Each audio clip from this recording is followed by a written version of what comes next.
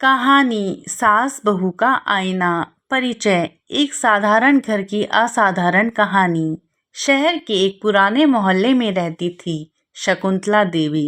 उम्र लगभग 60 साल। उनका बेटा राजेश और बहू निधि उसी घर में रहते थे। पति का देहांत कई साल पहले हो चुका था। घर की जिम्मेदारियां अब बेटे और बहू पर थी, पर शकुंतला को आदत थी सब कुछ खुद करने की, जैसे झाड़ू पोछा बर्तन पूजा सब। धीरे धीरे उम्र का असर हुआ, कमर झुक गई, आंखों पर चश्मा चढ़ गया। अब वह पहली जैसी फुर्ती से काम नहीं कर पाती थी। यहीं से शुरू हुआ सास बहू का जमरा, यानी रोज का मनमुटाव। बहू की शिकायतें। निधि सुबह उठते ही कहती, माँ जी आपने फिर रोटी अधपकी बना दी, रसोई इतनी गंदी क्यों छोड़ दी। शकुंतला हंसकर कहती, बेटी पहली जैसी ताकत नहीं रही, अब थोड़ा तुम भी साथ दे दिया करो। पर निधि के चेहरे पर झुंझलाहट होती। वो सोचती, हर बात में मुझे ही क्यों करना पड़ता है। धीरे धीरे घर का माहौल ठंडा पड़ने लगा। बात बात पर ताने, झगड़े, शिकायतें। राजेश बीच में बोलता तो दोनों तरफ से सुनता। घर का सुकून जैसे कहीं खो ही गया था। पड़ोसी की सलाह। एक दिन पड़ोस की सुशीला आंटी आती है। उन्होंने देखा कि सास बहू दोनों ही उदास हैं। सुशीला बोली, शकुंतला जी अब उम्र का तकाजा है, थोड़ा काम छोड़ दो और आराम करो।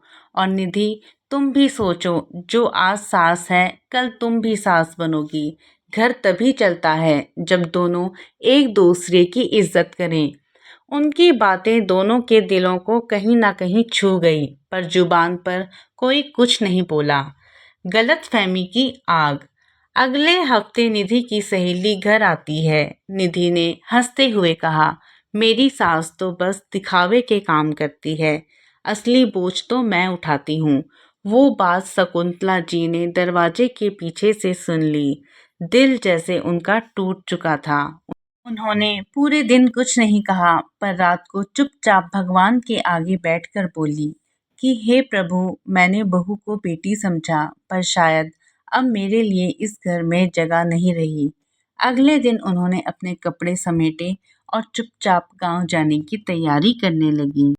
बेटा और बहू का एहसास। जब राजेश ने ये बात सुनी तो वह घबरा गया। निधि भी थोड़ी हड़बड़ा गई। उसने पहली बार देखा कि सास के बिना घर कितना सूना लगता है। रसोई की चहल पहल तो जैसे गायब ही हो चुकी थी। पूजा की घंटी भी बंद हो चुकी थी, और वो सन्नाटा जो किसी की याद दिलाता था।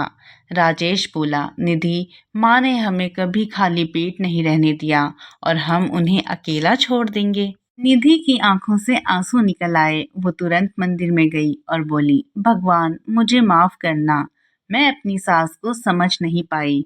उन्होंने जितना किया वो माँ से कम नहीं था। सुलह और समझ।